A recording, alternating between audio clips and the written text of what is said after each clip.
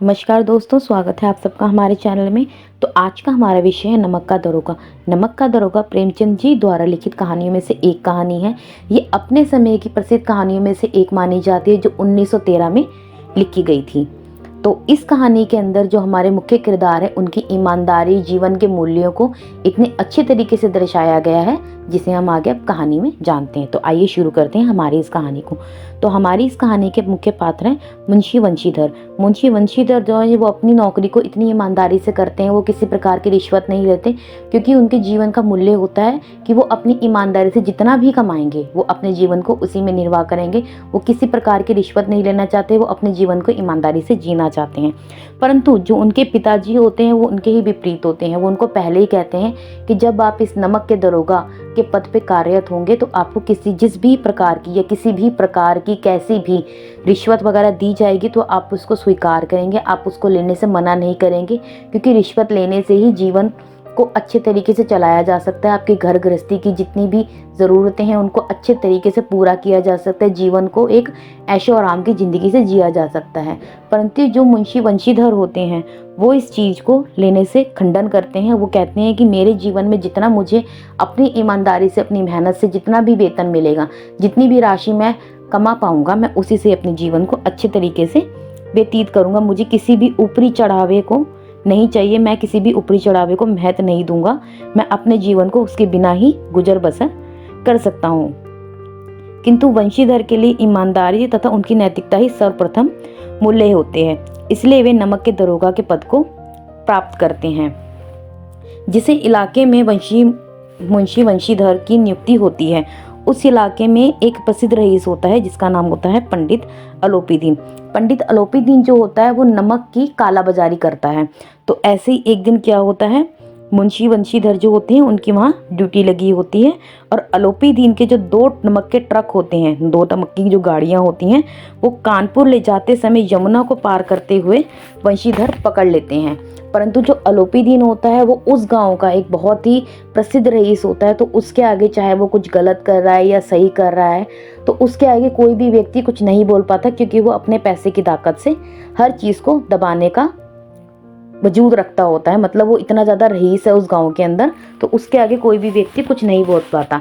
इसलिए वे अपने पैसे की ताकत से वंशीधर को रिश्वत देने और खरीदने का भरपूर प्रयास करता है। लेकिन जो हमारे वंशीधर होते हैं उनके जीवन का यही मूल्य होता है कि वो अपनी नौकरी को पूर्ण ईमानदारी से करेंगे। वो किसी भी प्रकार की रिश्वत नहीं लेंगे, वो किसी की खुशामदद नहीं करेंगे। उनको किसी प्रकार की कोई रिश्वत नहीं चाहिए। उनको अपने जीवन में जितना भी वो कमाएंगे वो अपनी ईमानदारी से कमाएंगे। उनको किसी भी प्रकार का कोई चढ़ावा नहीं चाहिए। परंतु अलोपीदीन अत्यधिक उन पे दबाव बनाता है, अत्यधिक रिश्वत देने का प्रयास करता है, परंतु उसे कुछ भी हासिल नहीं होता, क्योंकि जो वंशीधर जी होते हैं वो उसका हर बार खंडन करते हैं, जिसका परिणाम ये होता है वंशीधर जी को 1 सप्ताह के अंदर उनकी नौकरी से बेदखल कर दिया जाता है।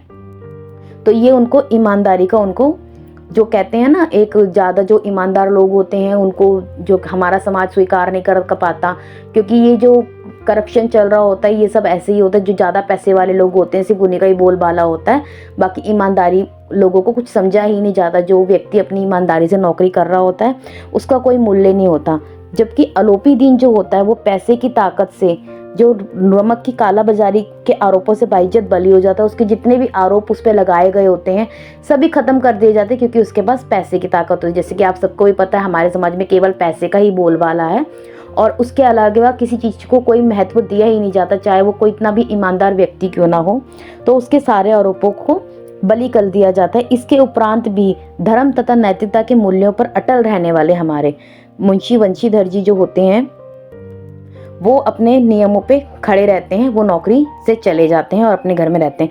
परंतु जो अलोपीदीन होता है वो अपने इतने सारे प्रयासों को देखने के बाद भी, कि मतलब कि जो वंशीधर है उसने मेरे इतने प्रयास करने के बाद भी, इतना ज़्यादा पैसा ऑफर करने के बाद भी ये बंदा इतना ज़्यादा ईमानदार है कि मतलब इस बंदे ने रिश्वत लेने से मना कर दिया, इसको क्या पैसे की ज़रूरत नहीं है, या मतलब ये पैसे को कोई महत्व नहीं देता।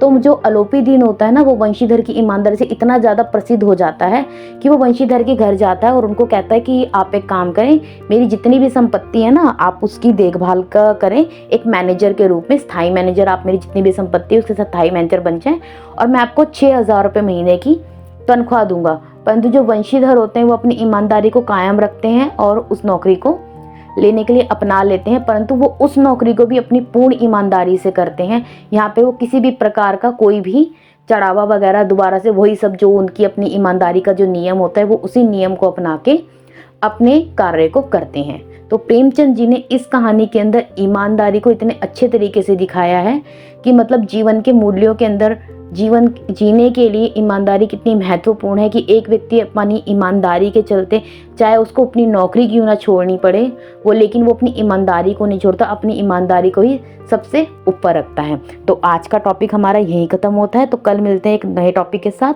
और प्लीज़ अगर आपको हमारी वीडियो पसंद आ रही है तो please like share and comment जरूर करें और चैनल को सब्सक्राइब जरूर करें। कल मिलते हैं एक नए टॉपिक के साथ, तब तक बाय बाय।